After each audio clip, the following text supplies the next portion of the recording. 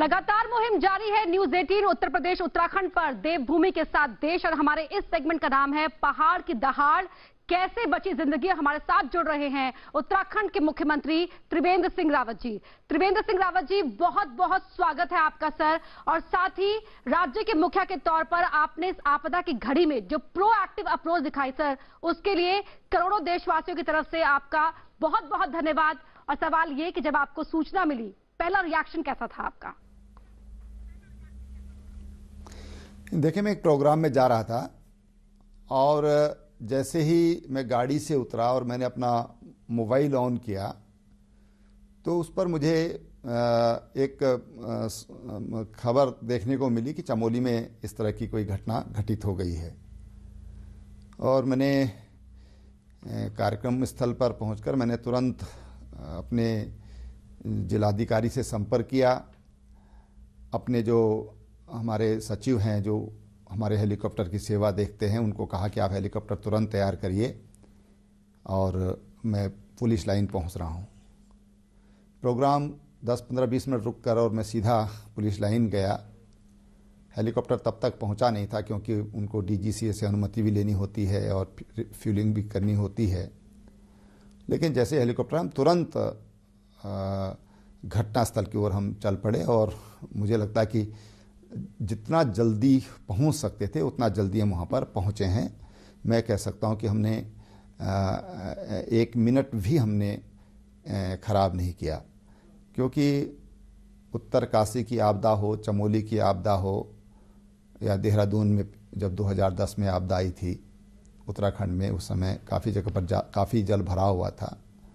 तो अनुभव ये कहलाता है कि आप जितनी जल्दी घटनास्थल पर पहुंच जाएं और जितनी जल्दी रेस्क्यू कर सकें, उससे हम कई लोगों की जान बचा सकते हैं। दूसरा, जो जब वहाँ पर जाते हैं तो जो मनोबल बढ़ता है, वहाँ पर जो हमारे अधिकारी होते हैं, हमारे काम करने वाले लोग होते हैं, या जो लोग घायल हैं या परिवार के लोग हैं, उनको एक बड़ा मानसिक बल उससे मिलता है कि कोई प्रमुख व्यक्ति हमारे बीच में आया है, अब हमको उनकी आशाएं बनती हैं। तो हमने तुरंत वहाँ जा कर के और उन लोगों के बीच में गए। सौभाग्य से वहाँ पर आईटीबीपी का हमारा कैंप है, सेना का वहाँ पर सेंटर है। तो मेरे पहुँचने से पहले आईटीबीपी वहाँ पहुँच गई, सेना वहाँ पहुँच गई, ज़िले का जो तमाम प्रशासन है हमारा, उसने वहाँ पर काम संभाल लिया था। सर, इसी से जुड़ा मेरा अगला सवाल है कि सबसे पहला एक्शन क्या था आपकी तरफ से, पूरी मशीनरी की तरफ से, कि जो पानी का वेग चला है वहां से वो आगे जाकर ज्यादा नुकसान ना पहुंचा पाए, इसके लिए सबसे पहला स्टेप जो उठाया गया? सर देखिए, उसके लिए तमाम जो आज हमारे संचार की सुविधाएं हैं, सोशल मीडिया हो, प्रिंट इलेक्ट्रॉनिक मीडिया हो, और जो स्थानीय आधार पर हम परंपरागत रूप से करते हैं कि साउंड सिस्टम से हम जगह जगह पर लोगों को अलर्ट किया गया। और आप ये देखिए कि 10:30 के लगभग ये घटना हुई और 11:30 बजे तक पूरे जो संभावित क्षेत्र थे कि यहाँ प्रभाव पड़ सकता है इस आपदा का, वहाँ बिल्कुल कर्फ्यू जैसी स्थिति हो गई थी। सब लोग अपने अपने घरों की ओर या सुरक्षित जगह पर निकल गए। हमारे यहाँ रेलवे का काम चल रहा है, ऑल ओवर रोड का काम चल रहा है, और तमाम जितने भी हमारे कस्बे हैं उत्तराखंड में, सब नदियों के किनारे हैं, नदी वैली में हैं। तो सबको अलर्ट कर दिया गया। उसमें हमारी पुलिस बल है, जिला प्रशासन है, हमारे SDRF है, उन लोगों ने बहुत भूमिका निभाई और बहुत बड़ी भूमिका निभाई समाज के लोगों ने, जिन्होंने सोशल मीडिया के माध्यम से और इस खबर को बहुत तेज़ी से प्रचारित और प्रसारित किया। तो उससे तो आशंका थी, उसको एक कहा जा सकता है कि हमने समय पर उसका निदान किया है। जी सर, ये आपकी प्रोएक्टिव अप्रोच ही रही कि इस बार का जो रिस्पांस टाइम था उसकी तारीफ हर कोई कर रहा है, विपक्ष ने भी उसकी तारीफ की है। लेकिन प्रदेश के मुखिया के तौर पर आप पहले मुख्यमंत्री हैं जो आपदा के दिन वहां उस क्षेत्र में पहुंचे। अपने आप में जोखिम भी था, क्या आया था उस वक्त मन में आपके? नहीं, निश्चित रूप से जोखिम होता है ऐसे मौक़ों पर, क्योंकि कई बार लोग इतने आक्रोश में होते हैं अपने दुख के कारण कि वो काफ़ी तनावपूर्ण स्थिति भी कई बार होती है। मैं इस तरह की स्थिति पहले भी एक बार झेल चुका हूँ। लेकिन अब हम लोग अगर मुखिया हैं प्रदेश के, तो ये सब चीज़ें के लिए हमको तैयार रहना चाहिए, ये हम मानते हैं। और मैंने बिना किसी सुरक्षा के या कि वहाँ पर कोई बहुत ज़्यादा तरह का ताम झाम हो, उसको बिल्कुल हमने उसका विचार किए बगैर हमको ये लगा कि सब पहले हमको वहाँ पर पहुँचना चाहिए, बाकी बातें बाद में विचार कर लेंगे। कई बार हम लोग काम कर लेते हैं पहले और बाद में विचार करते हैं, ये भी कई बार होता है। ऐसे इसमें हुआ, क्योंकि मैं एक बार खुद मेरे साथ ऐसा एक आपदा के समय हो चुका है। तो रात को मुझे 9-10 बजे जब मैं आराम कर रहा था, तो मुझे तब ध्यान आया कि मैं आज वहाँ तुरंत इतनी जल्दी में गया, और पुलिस प्रशासन को भी हमने इतना समय नहीं दिया कि वो कुछ तैयारी करें वहाँ पर।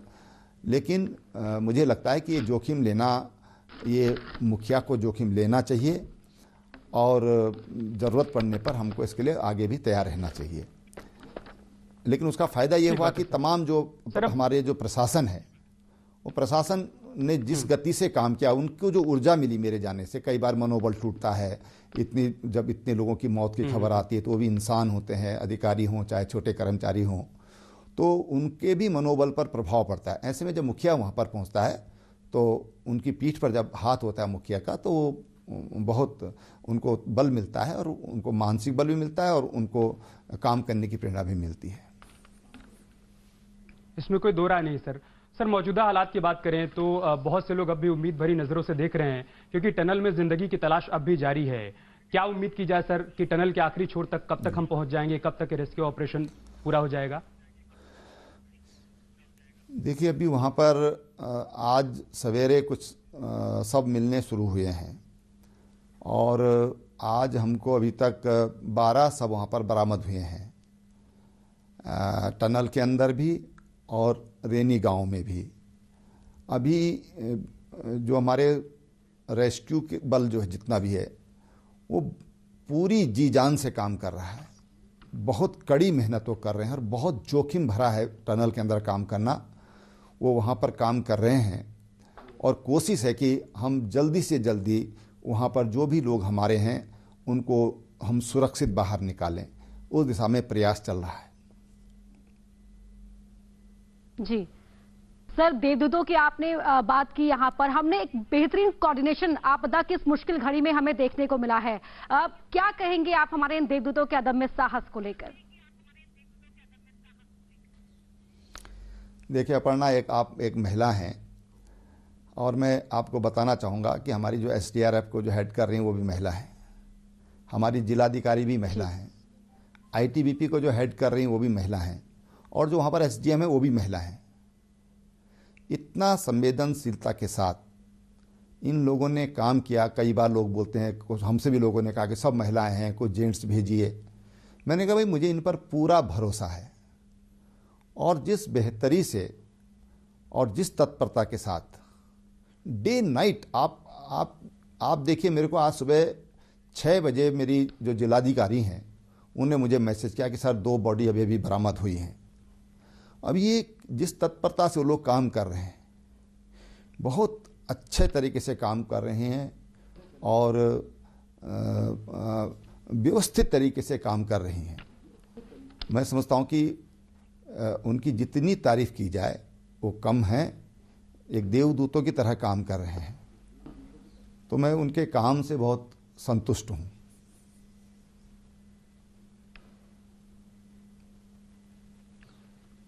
सर, उस दिन जब आपदा की पहली तस्वीर सामने आई, तब न्यूज़ 18 ने एक जिम्मेदार चैनल होने के नाते अपील की प्रदेशवासियों से, देशवासियों से कि पैनिक मत होइए। यही अपील आपने भी की थी सर तुरंत प्रदेशवासियों से कि पैनिक होने की जरूरत नहीं है, सरकार इस वक्त पूरी तरीके से एक्टिव है। और इसके बाद आपकी एक्टिव अप्रोच दिखाई भी पड़ी सर। आप तुरंत ही चमोली पहुंच गए। उसके बाद आपने ट्विटर पर एक वीडियो पोस्ट किया। आपने कहा कि देखिए, पानी का वेग अब बहुत कम हो गया है, घबराने की जरूरत नहीं है, हमने स्थिति पर पूरी तरीके से नियंत्रण कर लिया है।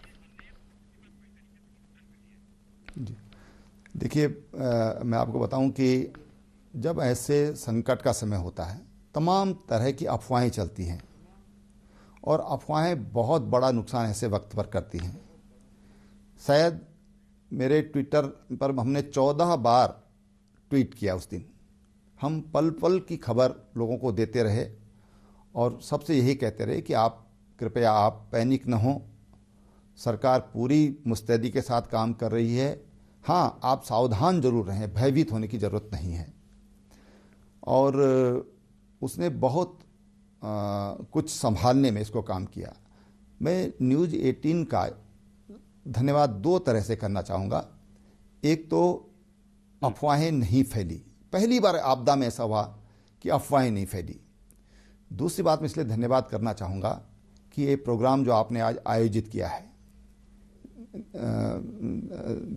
देवभूमि के 7 देश, ये जो प्रोग्राम आज आपने किया है, मैं तो यहाँ का मुख्यमंत्री होने के नाते, यहाँ का मुखिया होने के नाते, यहाँ का नागरिक होने के नाते और तमाम आपदाओं के समय हमने तो देश में चाहे लातूर का भूकंप हो, हमने सब जगह जाकर के अपनी सेवाएं दी हैं। आर्थिक रूप से भी सेवाएं दी हैं और फिजिकली भी हमने वहाँ पर पहुंचकर सेवाएं की हैं। मैं समझता हूँ कि जिस तरह से आपने ये कदम उठाया है, मैंने कहा कि मैं दोनों बातों के लिए बहुत धन्यवाद करना चाहूँगा। और पहले ये होता था कि कभी कोई इस तरह का संकट होता था तो हम अगले दिन देखते थे कि तमाम जो उत्तराखंड में आने वाले लोग होते थे, कोई अपना घर आ रहा है, पर्यटक हैं, श्रद्धालु हैं, वो एकदम जीरो हो जाता था। इस बार इन चीज़ों से उत्तराखंड बचा है कि एक वैली में ये सब कुछ हुआ है, बाकी पूरा उत्तराखंड और वो इलाका भी पूरी तरह सुरक्षित है। जरूर जो नुकसान होना था वो हुआ है, लेकिन आज वहाँ पर जो आवश्यकता है, जो इस समय किया जा सकता है इस कम पीरियड में, कि नदी को क्रॉस करने के लिए ट्रॉली लग गई हैं, जिप लग गई हैं और 10-15 दिन में वहाँ पर वैली ब्रिज भी बन जाएगा। वहाँ पर जो मेडिकल फैसिलिटी है वो वहाँ पर दी जा रही है। एक गांव को छोड़कर हर गांव में बिजली पहुँच गई है, हर जगह पानी पहुँच गया है, राशन पहुँच गया है। तो ये सब इसलिए हो पाया कि लोग पैनिक नहीं हैं। सही बात है सर, इसी से जुड़ा मेरा अगला सवाल है कि हर कोई नागरिक एक बार अपने जीवन में देवभूमि जरूर जाता है, या तो गया है या तो फिर जाने की योजना बना रहा है। आगे भविष्य में जो लोग योजना बना रहे हैं उत्तराखंड आने की, उनको किस तरीके से आप आश्वस्त करेंगे कि पहाड़ पहले भी सुरक्षित था, पहाड़ आज भी सुरक्षित है, पहाड़ आगे भी सुरक्षित रहेगा, आपदाएं आती हैं लेकिन उसका मुकाबला करने के लिए हम पूरी तरीके से तैयार हैं? अमित जी, ऐसा है कि मैं लगातार यही बात हमेशा अपने प्रदेशवासियों से और देशवासियों से कह रहा हूं, जो उत्तराखंड आना चाहते हैं, हर किसी की, कम से कम जो हिंदू है दुनिया का, वो एक बार जरूर इन 4 धामों में आना चाहता है। एक बार वो गंगा जल का आचमन करना चाहता है और इसके प्रति उसकी आस्था है, विश्वास है और इसलिए वो एक बार यहाँ जरूर एक बार आना चाहता है। मैं सबको ये आश्वस्त करना चाहता हूँ कि आज हमारी सड़कें बहुत बेहतर हैं, पहले से तो बहुत बेहतर हमारी सड़कें 4-5 सालों में हुई हैं। आज एयर कनेक्टिविटी यहाँ पर है, 4 धामों तक हम हेलीकॉप्टर से भी पहुँच सकते हैं और जो हमारी तमाम सड़कें हैं, जो हमारा परिवहन है, उसमें बहुत बेहतर सुधार हुआ है। आज वो लोग यहाँ पर आते हैं तो मैं उनको विश्वास दिलाता हूँ कि आपके लिए यात्रा पूरी तरह सुरक्षित है। तमाम चाहे मेडिकल फैसिलिटी हो वो भी यहाँ पर बहुत बेहतर हुई हैं। तो यहाँ पर जब भी कोई आना चाहे तो वो आ सकते हैं, वो अपने आप को सुरक्षित महसूस करेंगे। जी सर, एक हर आपदा के बाद एक नई बहस छिड़ जाती है उत्तराखंड को लेकर। उसी से जुड़ा मेरा सवाल आपसे है, क्योंकि जो एक हर जो वासी है वो उम्मीद के साथ आपको सुन रहा है, पहाड़ भी बचा रहे, पहाड़ी भी बचा रहे, विकास और पर्यावरण में संतुलन बना रहे, इसको लेकर आपकी सरकार का क्या विजन है? देखिए, विकास और पर्यावरण ये समानांतर रूप से चलते रहने चाहिए। उत्तराखंड के जब हम विकास की बात करते हैं, रोड कनेक्टिविटी की बात करते हैं, एयर कनेक्टिविटी की बात करते हैं, रेल कनेक्टिविटी की बात करते हैं, तो केवल ये उत्तराखंड के लिए नहीं होता, देश के लोग यहाँ पर आते हैं और दिन प्रतिदिन उनकी संख्या बढ़ रही है। दूसरी बात, उत्तराखंड की 600 किलोमीटर की सीमाएं ये अंतर्राष्ट्रीय सीमाएं हैं जो सामरिक दृष्टि से अति महत्वपूर्ण हैं। और हम ये कह सकते हैं कि सामरिक दृष्टि से उत्तराखंड अति संवेदनशील क्षेत्र में आता है। वहीं हिमालयी क्षेत्र होने के नाते कहते हैं कि हिमालय दुनिया के जितने भी पहाड़ हैं उनमें अभी बच्चे की तरह है, शैशव काल में है, यानी कि एक तरह से अभी फुल मैच्योर नहीं हुआ है ये पहाड़ अभी। और इसके कारण यहाँ पर समय समय पर पहाड़ टूटते हैं, लेकिन उनको फिर आज इतनी अच्छी व्यवस्था है कि हमारी यात्राएं, पहले मुझे याद है कि कहीं पर कोई चट्टान टूट जाती तो 10-10, 15-15 दिन तक यात्रा बंद रहती थी और यात्री बसों के अंदर, बसों के नीचे ऐसे लेटा करते थे। धर्मशालाएं भी नहीं थी, होटल्स भी नहीं थे। आज हमारी रोड टूटती हैं, लेकिन रेयर ऐसा होता है कि दूसरे दिन रोड नहीं खुलती होगी, सड़कें खुल जाती हैं। और इसलिए बेहतर यातायात के लिए बहुत ज़रूरी है कि सड़कों का विकास हो। सामरिक दृष्टि से बहुत ज़रूरी है कि बेहतर सड़कें यहाँ पर बने। और पर्यावरण की दृष्टि से मैं अभी सुन रहा था आपके चैनल पर कि कुछ लोग कह रहे थे कि वृक्षारोपण होना चाहिए, ये होना चाहिए। भाई, उत्तराखंड में 71.3% फॉरेस्ट एरिया है, 71.3%। और उत्तराखंड में फॉरेस्ट कवरेज ये दिन प्रतिदिन बढ़ रहा है। यहाँ के लोग बहुत अच्छी तरह समझते हैं कि उनका जीवन ये वनों पर आधारित है। सही बात। हम तो एक तरह के वनवासी हैं और इसलिए जी हमारे यहाँ गौरा देवी यहाँ पर हुई, चंडी प्रसाद भट्ट जी यहाँ पर हुए, सुंदरलाल बहुगुणा जी यहाँ पर हुए, वृक्ष मानव, वृक्ष मित्र, ऐसे हजारों लोग, जाने अनजाने ऐसे लोग हैं जो प्रतिवर्ष हजारों पौधे लगाते हैं स्वतः की प्रेरणा से।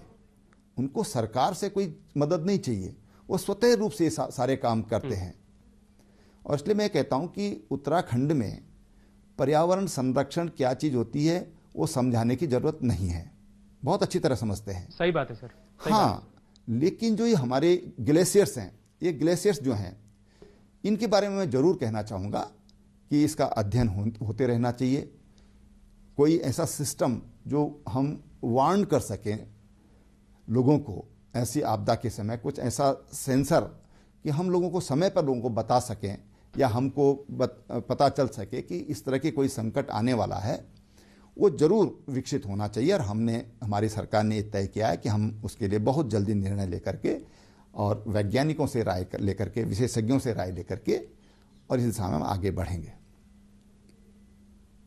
बहुत बहुत धन्यवाद सर आपका, ये सोचने के लिए कि इस दिशा में भी कदम उठाया जा सकता है, ऐसा कोई सिस्टम डेवलप किया जा सकता है जिसकी वजह से आपदा को रोका जा सके। बहुत शुक्रिया सर आपका हमारे साथ जुड़ने के लिए, इस मंच का हिस्सा बनने के लिए और देशवासियों से अपील करने के लिए कि न्यूज़ 18 उत्तर प्रदेश उत्तराखंड ने जो मुहिम शुरू की है आपदा में हाथ आगे बढ़ाने का, उस मुहिम में हर कोई अपनी सहभागिता निभाए, बढ़ चढ़कर हिस्सा ले। और जरूरत है कि इस वक्त उन तमाम लोगों तक मदद पहुंच पाए जिनको मदद की वाकई में जरूरत है। बहुत शुक्रिया सर आपका हमारे साथ जुड़ने के लिए।